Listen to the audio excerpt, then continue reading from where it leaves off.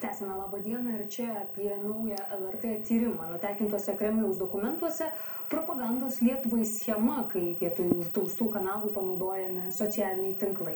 Tiesa, Baltijos šalyse propagandistams sekėsi prasčiau nei, pavyzdžiui, Moldovoje ar Baltarusijoje. Pasiaiškinsime išsamiau šį tyrimą su LRT tyrimų skyriaus vadove Indre Makaraityte. Sveika. Labą dieną.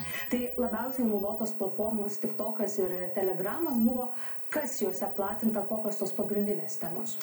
Bent jau iš tų ataskaitų, kurias propagandistai teikė Kremliui, kas irgi labai įdomi detalė šitame tyrime iš nutekintų dokumentų paaiškėjusi, vyrauja visos temos, kurios skaldo visuomenę, kurios yra Lietuvoje vadinamos nepatogiomis, tokiamis sudėtingesnėmis, istorinės temos, bet iš tikrųjų bent jau tos ataskaitos už 2023 metų birželį, vasarą, rodo, kad svarbiausia tai buvo NATO viršūnių susitikimas Vilniuje, kaip jį sukompromituoti, kaip jį parodyti, kad Lietuva nesugebėtų nieko padaryti, nesugebės ir kad arba jisai nieko nevertas, nereikšmingas.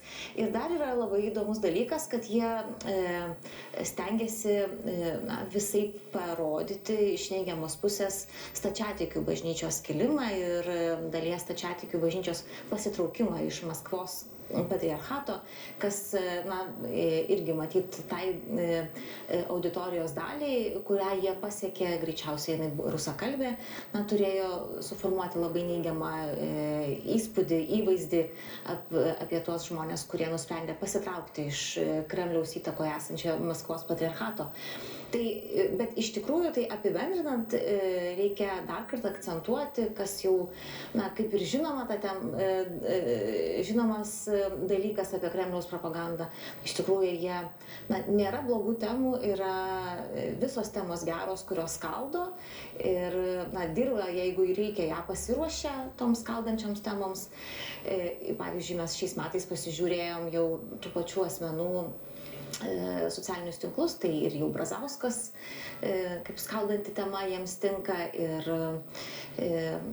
Viktoro Uspaskicho reikalai ir tas grįžimas į politiką tokia su pašaipėle lengva, kad maždaug už tuos pinigus, kuriuos uždirbo, Uspaskichas galėjo jau seniai tiltus nutiesti su Rusija, o dabar verslą padalino vaikams. Tai iš tikrųjų toks spektras gana platus.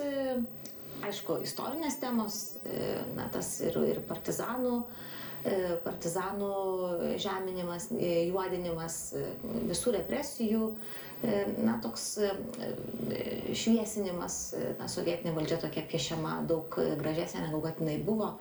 Ir dar įdomi detalė iš tikrųjų yra tai, kad, pavyzdžiui, pristatant paminklo idėją Algirdui Brazauskui, ypatingai daug dėmesio skiriama Algirdo Brazausko sovietiniai karjerai. Tam jis yra pristatomas kaip iš tikrųjų tas toksai sovietinės valdžios Lietuvoje pagrindinė persona ir tikslų gyvendytojas, kad labai teisingas sovietinis lyderis.